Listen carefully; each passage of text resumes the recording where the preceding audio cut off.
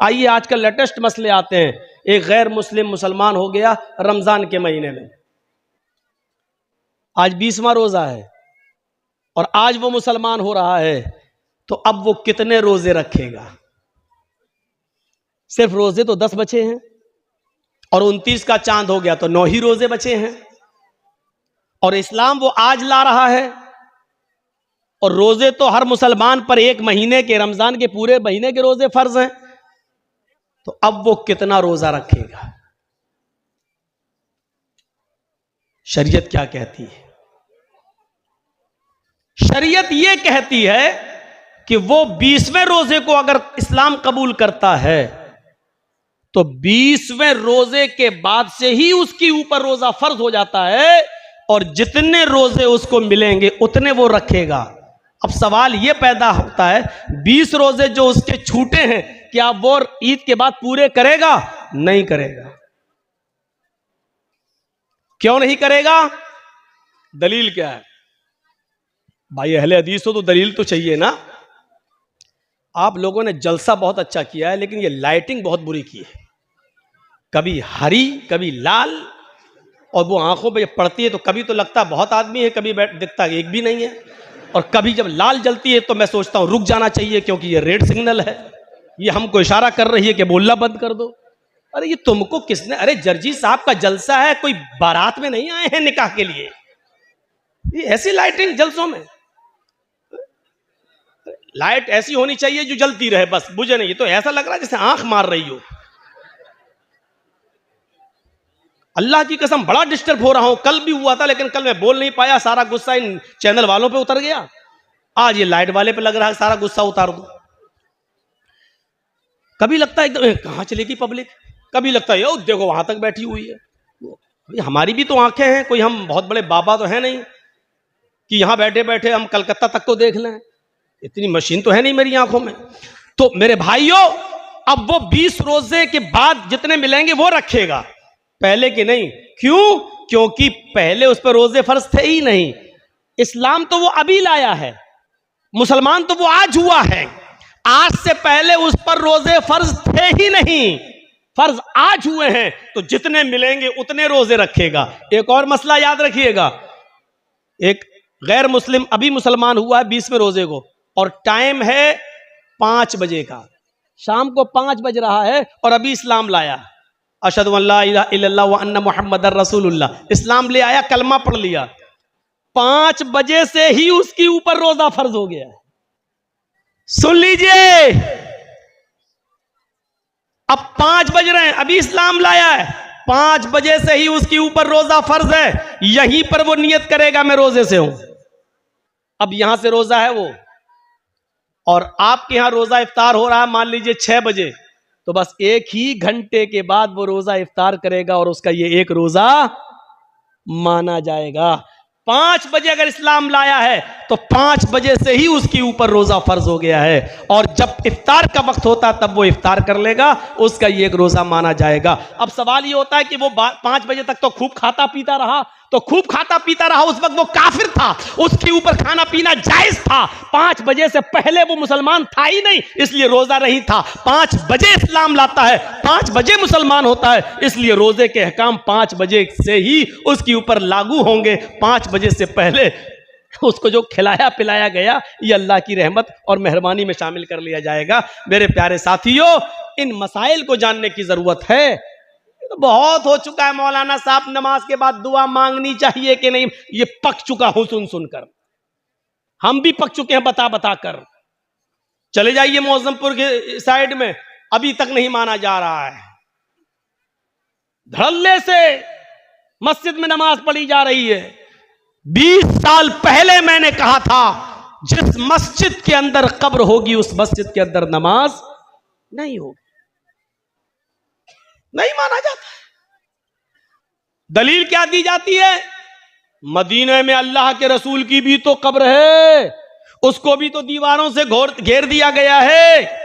अल्लाह के रसूल की कब्र को आम लोगों की कब्र के बराबर खड़ा नहीं किया जा सकता है, क्योंकि नबियों के बारे में नबी का फरमान यह है कि पैगंबरों की और नबियों के जिस्मों को कब्र की मिट्टी नहीं खाती, लेकिन हमारे और आपके जिस्मों के बारे में नहीं है कि कब्र की मिट्टी नहीं खाती। नबियों के बारे में अल्लाह के रसूल का यह फरमान है कि नबियों को वहीं दफन किया जाता है जहां उनका इंतकाल होता है, जहां उनकी रूह निकलती है वहीं पर उनको दफन किया जाता है। नबियों के लिए मसाइल अलग हैं और अवाम के लिए मसाइल अलग हैं, लिहाजा नबी की कब्र को हम आज की कब्र पर महमूल नहीं कर सकते हैं। अल्लाह के रसूल का ही यह फरमान है कि नबियों को वहीं दफन किया जाता है जहां उनकी रूह निकले, यानी मुझे भी वहीं दफन करना जहां मेरा इंतकाल हो। नबी अकरम ने यह फरमा कर साफ कर दिया कि मेरी कब्र वहीं होगी जहां मेरा इंतकाल होगा। नबियों की कब्र को खोद कर नहीं निकाला जा सकता है, लेकिन किसी इंसान को गाड़ दिया जाए, किसी इंसान को दफन कर दिया जाए और पता चले कि यहाँ तो मस्जिद थी, मस्जिद में एक आदमी को दफन कर दिया गया, अगर 10 साल बाद 20 साल बाद भी पता चले तो फिर उस कब्र को खोदा जाएगा। अगर उसमें से कुछ हड्डियां मिलती हैं तो उनको निकाला जाएगा और उनको मुसलमानों के कब्रस्तान में मुंतकिल कर दिया जाएगा और कब्र को ज़मीन के लेवल पर करके उस पर नमाज पढ़ी जाएगी। अगर 10, 15, 20 साल के बाद अगर उसमें हड्डियां भी ना मिलें, जब कब्र को खोदा जाए तो उसमें हड्डियां भी ना मिलें, क्योंकि जिस्म इंसान का मिट्टी से बना हुआ और जिस्म को मिट्टी बन जाना है। अब अगर हड्डियां नहीं मिलती हैं तो उस कब्र से 1-2 तसला, 1-2 बड़ा बर्तन भरकर मिट्टी निकाली जाएगी और उसको मुसलमानों के कब्रस्तान में मुंतकिल कर दी जाएगी और इस कब्र को जमीन के बराबर करके उस पर नमाज पढ़ी जाएगी। लेकिन मसला है वो अपनी जगह पर कायम रहेगा। आप उसकी चाहे कितनी दीवारें खड़ी कर दें, चारों तरफ से उसको कितना भी घेर दें, लेकिन जिस कब्र मस्जिद के अंदर कब्र है उस मस्जिद के अंदर नमाज नहीं होगी, नहीं होगी, नहीं होगी। ये उसी नबी का फरमान है जिस नबी का फरमान ये है कि नबियों को वहीं दफन किया जाता है जिस जगह नबियों का इंतकाल होता है। उसी नबी का यह भी फरमान है कि अपने घरों को कब्रिस्तान मत बनाओ। यह भी कहा उसी नबी ने, लानतुल्लाहि अलल यहूदी वन नसारा इत्तखज़ू कुबूर अंबियाहिमुल मसाजिद। अल्लाह की लानत हो यहूद और नसारा पर जिन्होंने अपने अपने नबियों की कब्रों को मस्जिद बना लिया है। मेरे भाइयों, कब्रों को मस्जिद नहीं बनाया जा सकता है, मस्जिद में कब्र नहीं बनाई जा सकती है। लिहाजा इस हदीस को अपनी जगह पर, ये मसले पुराने हो चुके हैं, अब लेटेस्ट मसाइल की तरफ आइए, नए नए मसाइल की तरफ आइए। वक्त की ज़रूरत है नए मसाइल की तरफ आना। तो ये मसले तो बहुत पुराने हो चुके हैं, तो हमें इन मसलों को जानने की ज़रूरत है। जहाँ इस्लाम ने एहतराम इंसानियत बताई है, वहीं इस्लाम के अंदर एहतराम मुस्लिम भी बताया गया है। अच्छा, अब ये अंदाजा लगाओ, जब अल्लाह ये कह रहा है कि पड़ोसी के बच्चों को प्यार और मोहब्बत की नजर से देखो, तो इसका मतलब क्या हुआ? अपने बच्चों से कितना प्यार करो। ये आप अंदाजा लगा सकते हैं ना। जो इस्लाम दूसरों के बच्चों से मोहब्बत करने का हुक्म दे रहा हो, तो उससे अंदाजा लगाओ कि फिर अपने बच्चों से कितनी मोहब्बत होनी चाहिए। जो इस्लाम पूरी इंसानियत के साथ अच्छा सलूक करने का हुक्म दे रहा हो, तो फिर मुसलमानों के साथ अच्छा सलूक करने का उसमें कितना हुक्म होगा। या अय्युहल्लज़ीना आमनुत्तकुल्लाह हक़्क़ तुक़ातिह वला तमूतुन्ना इल्ला व अंतुम मुस्लिमून वअतसिमू बिहब्लिल्लाहि जमीअन वला तफर्रक़ू। इसके बाद वज़कुरू निअमतल्लाहि अलैकुम इज़ कुंतुम अअदाअन फ़अल्लफ़ बैन क़ुलूबिकुम फ़अस्बहतुम बिनिअमतिही इख़वाना। याद करो, आए मुसलमानों, याद करो उस दिन को, उस दौर को याद करो। वज़कुरू निअमतल्लाहि अलैकुम इज़ कुंतुम अअदाअन, कि तुम आपस में एक दूसरे के दुश्मन थे।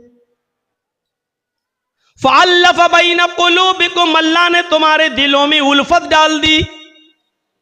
फ़अस्बहतुम बिनिअमती इख़वाना, तो तुम अल्लाह की इस नेमत से, इस्लाम की नेमत से, कुरान की नेमत से, नबी की नेमत से तुम आपस में भाई भाई हो गए। अल्लाह ने हमें उस दौर को याद दिलाया जब हम आपस में एक दूसरे के दुश्मन थे। एक एक रोटी और एक एक बोटी के पीछे हम एक दूसरे का कत्ल कर दिया करते थे। एक गांव के एक आदमी की बकरी दूसरे के गांव के खेत में, एक आदमी के खेत में चली गई। इतनी सी बात को लेकर झगड़ा शुरू होता है दोनों कबीलों और दोनों खानदानों के बीच में। जानते हो ये लड़ाई कितने दिन तक चली? ये लड़ाई 27 साल तक चली। ये लड़ाई 27 साल तक। और 27 साल के बाद जब ये लड़ाई बंद होती है तो दोनों तरफ से मरने वालों की तादाद गिनी जाती है, तो मरने वालों की तादाद थी 40,000। एक बकरी की वजह से, वो भी सिर्फ थोड़ी सी घास खा ली थी, इतनी सी बात पर दोनों कबीलों में लड़ाई चलती है। तो कितने साल तक चली? 27 साल।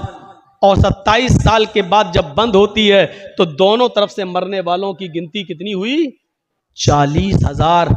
अंदाजा लगाओ कितने खतरनाक लोग थे, कितनी डेंजर कौम थी। हम लोग तो मौजमपुर लखीपुर को रोते हैं कि इधर जान की कोई कीमत ही नहीं है, कब मार दो और कब नदी में बहा दो। कितनी डेंजर कौम थी। लेकिन ये डेंजर कौम भी जानते हो कितनी हमदर्द बन गई इस कुरान की नेमत से कि एक गज़वे में, गालिबन गज़वे ज़ात रिक़ा के मौके पर सहाबा जंग लड़ते लड़ते जख्मी हो जाते हैं। कोई इस झाड़ी के नीचे, कोई उस झाड़ी के पास, कोई उस पहाड़ी के पास। एक सहाबी पानी लेकर घूम रहे हैं कि कोई जख्मी मिले उसको पानी पिलाऊं। उसकी नजर झाड़ी के किनारे पड़े हुए एक सहाबी के ऊपर पड़ती है जो जख्मों से चू रहे हैं और चीख रहे हैं, पानी पानी। ये सहाबी उसके पास पहुंचते हैं, उनको उठाते हैं, सर पकड़कर अपनी रान के ऊपर रखते हैं, उनको पानी का गिलास उनके मुंह में रखते हैं, देते हैं कि पानी पियो।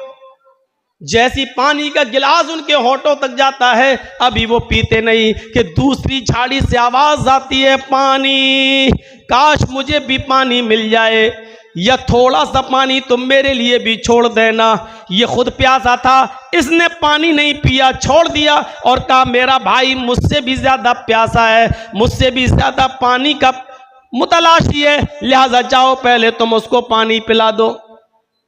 यह आदमी उसके पास जाता है, उसके होंठों से पानी का प्याला लगाता है कि तीसरे की आवाज आती है, थोड़ा बच जाए तो मेरे लिए भी छोड़ देना, मेरा भी हलक सूखा जा रहा है। दूसरे आदमी ने तीसरे की तरफ रेफर कर दिया, नहीं नहीं मैं रह सकता हूं, मेरा भाई मुझसे भी ज्यादा प्यासा लग रहा है, जाओ तुम पहले उसको पानी पिलाओ। ये पानी पिलाने वाला तीसरे के पास जाता है, उसको उठाता है, पानी का प्याला जमीन पर रखकर उसको सहारा देकर उठाकर अपने सीने पे लगाता है, फिर पानी का प्याला उठाकर उसके हलक में डालने की कोशिश करता है, उसके होंठ पे लगाता है, होंठ हिल नहीं रहे हैं। पानी का प्याला रखकर उसके दिल की धड़कनों को देखता है तो धड़कनें बंद हैं, सांस नाक में उंगली रखकर देखता है तो सांस बंद है। यानी तीसरा सहाबी रूह कब से उनसुरी को परवास कर चुकी है, उसका इंतकाल हो चुका है।